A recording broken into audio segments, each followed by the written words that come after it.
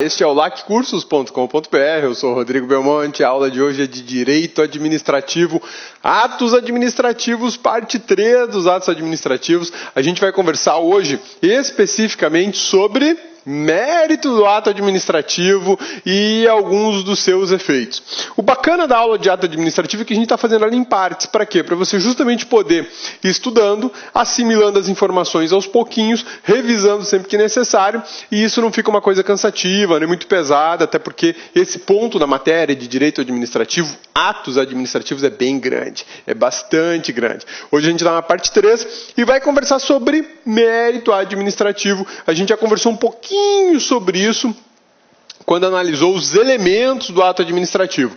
Hoje a gente fala especificamente sobre o mérito. Belezinha? Vamos lá? Mérito administrativo, o que a gente tem aqui para conversar com vocês? Conceito é a avaliação da conveniência e da oportunidade relativas aos elementos de motivo, objeto, que são os inspiradores da prática do ato discricionário. Olha só que bacana, né? Para a gente falar de mérito administrativo, a gente tem que lembrar que os atos administrativos eles podem ser vinculados ou discricionários. Então, olha só, ato administrativo, ele pode ser vinculado, e ele pode ser discricionário. O que é o ato vinculado? O ato vinculado é aquele praticado de acordo com o que a lei exige. Nesse aqui, não há margem de escolha. É a lei que determina o que deve ser feito, não há margem de escolha. Já o discricionário, o ato discricionário é exatamente o inverso. O ato discricionário é praticado segundo uma conveniência ou oportunidade. Existe margem de escolha. O que quer dizer isso tudo? Bom, olha só. Quando eu tenho um ato vinculado, o administrador, o agente público, não terá opção. Ele terá que fazer exatamente aquilo que a lei determina que ele faça. Vou te dar um exemplo. Uma infração de trânsito. O cidadão atravessou o sinal estava vermelho e o agente de trânsito presenciou isso. O agente de trânsito não tem a opção de multar ou não multar aquele que praticou uma infração de trânsito. Ele está obrigado a multar. Além de estar obrigado a multar, ele não tem como dispor o tipo de multa. Eu vou aplicar uma multa de advertência verbal apenas. Eu vou aplicar uma multa por escrito e cobrar R$80. Eu vou aplicar uma multa super grave, ele vai receber uma multa de R$1.900 e 7 pontos na carteira.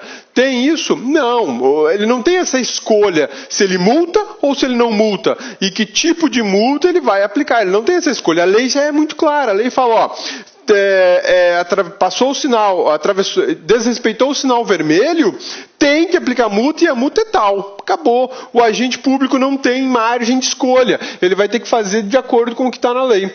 Diferentemente do ato discricionário. O ato administrativo discricionário, o agente público tem uma margem de escolha.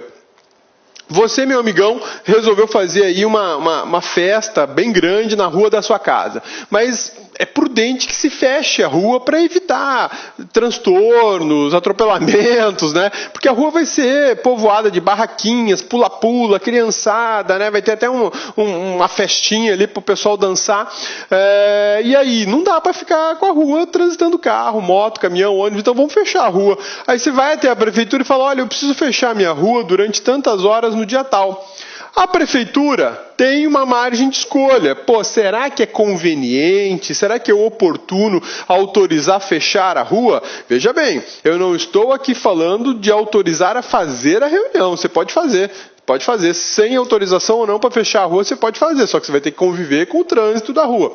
Aqui é uma autorização para fechar a rua. Então você vai até a prefeitura e pede essa autorização e o poder público vai pensar se é conveniente ou se não é. Por quê? Porque existe discricionariedade. Esse raciocínio, se é conveniente ou se não é conveniente, se é interessante ou se não é interessante, a gente chama de mérito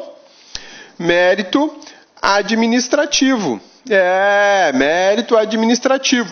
Então, ao falar de mérito administrativo do ato administrativo, a gente está vinculado a esse ato aqui, ó, o ato discricionário. Porque no vinculado não existe mérito.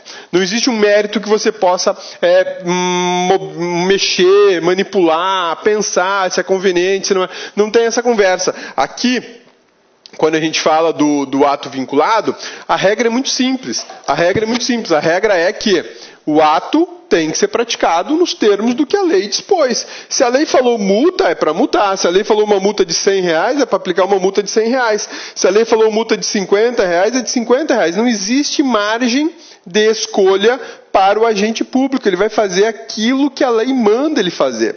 Não tem essa opção. Não tem essa discricionariedade.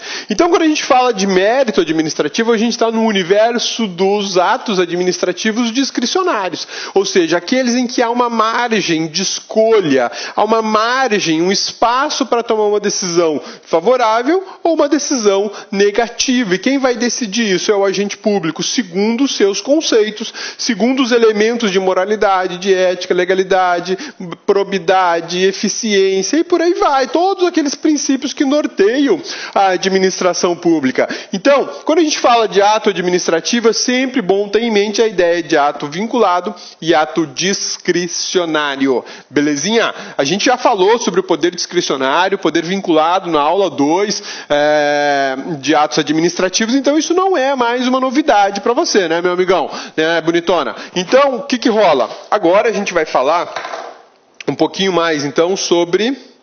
Cadê a minha tela? Está aqui, sobre os atos administrativos e a sua questão do mérito, né?